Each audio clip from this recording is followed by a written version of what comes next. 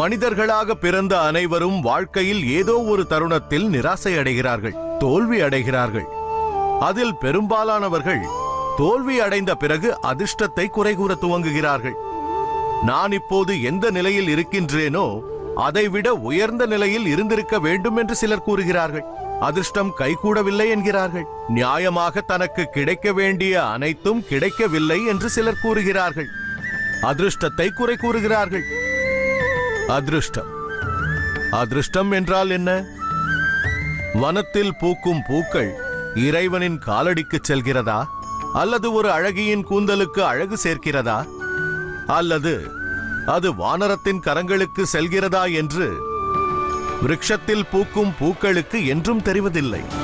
ஆனால் எதுவரை அந்த புஷ்பத்தின் அடையாளம் இருக்கிறதோ, சுகந்தத்தை வெளிப்படுத்துவது அதன் கட்டுப்பாட்டில் இருக்கிறது.